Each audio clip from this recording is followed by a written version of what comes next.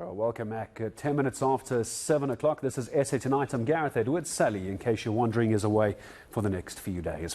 Well, measles cases are rising sharply around the country. The National Institute of Communicable Diseases, or NICD, says the measles outbreak has spread to at least 5 provinces. Over 200 people so far have been infected. Well, the Institute is urging parents to vaccinate their children. Well, let's speak to the NICD's Dr. Kerrigan McCarthy. Dr. McCarthy, good evening to you. I appreciate your time on ENCA. Why are parents not vaccinating for measles? Did COVID really blind us to every other disease in the world? Gareth, I think it's a perennial question that you ask, that many of us in health services ask. It's not always the fault of parents. Sometimes parents are busy and preoccupied, and yes, they do forget. Sometimes parents try and vaccinate their children and they go to the primary health care clinic, and the clinic has a stock out of vaccines. This is obviously undesirable and something that the health system can do their bit to strengthen. But yes, it is a perennial problem that has been exacerbated by the COVID pandemic in the last 2 to 3 years, where we have noticed that the vaccination coverage rates, as we call them from a public health perspective, have decreased across the country, in some provinces more than others. Now, one of the consequences of this is that if measles is introduced from a focus of infection elsewhere, that if there's insufficient people who are vaccinated, measles will spread from one person to the next, leading to the situation that we find ourselves in now. Doctor, forgive me if I'm asking a very flippant question, and it's medicine 101. If a parent is watching now, they haven't done the vaccine for measles, are there symptoms that we need to be looking out for? Is there confusion with other diseases? Forgive me for the very 101 health question. No problem. It's an important question to ask. Measles presents classically with a fever and a rash.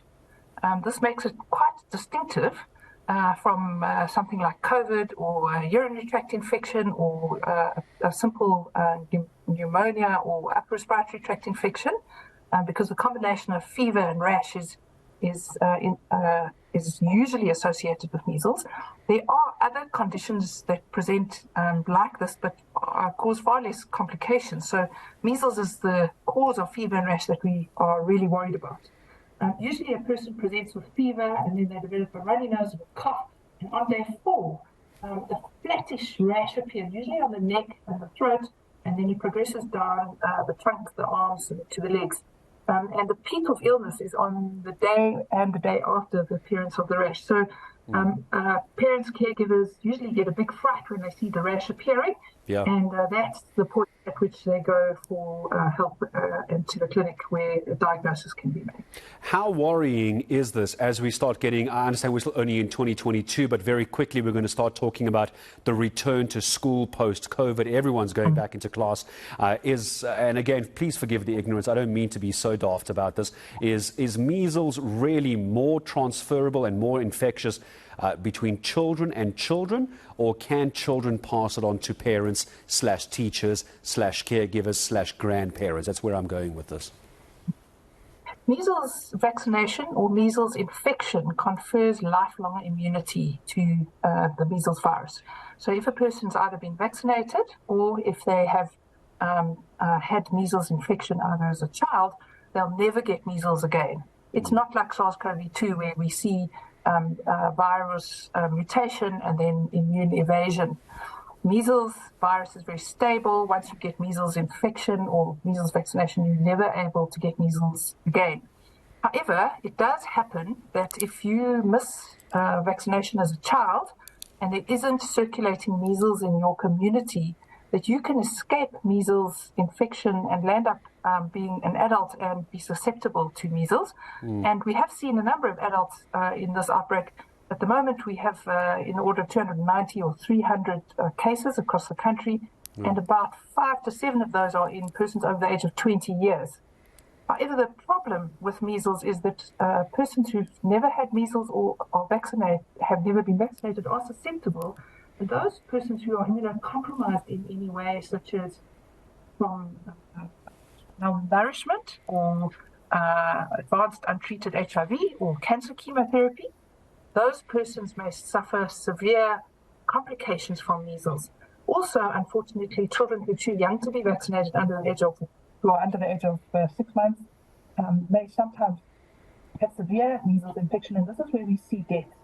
The tragedy of these measles deaths is that they're completely avoidable. Measles is a vaccine preventable disease, and there is no longer any reason why persons should die from measles. Doctor, forgive me. I hope you don't mind me just asking you just to repeat those ages. We were just losing your audio ever so slightly. Also, last question, just give me the ages, if you don't mind. I'm so sorry we lost you briefly. And how easy is it to get a measles vaccine? Can we go to a local clinic? Can you see your GP? Do you have to go to a hospital? Just in the brief time I've got left with you. Measles vaccine is available free of charge in primary healthcare clinics for infants aged 6 months and the second vaccine at age 12 months. Persons in private sector can get measles vaccine at age 12 to 15 months for their children. Measles vaccine is free of charge. If you have missed that age period, it's never too late to vaccinate. You can always obtain measles vaccine free of charge. All you need to do is present at your local primary healthcare clinic and ask for a measles vaccine. What a pleasure having you with us, Doctor. And it's such obvious information.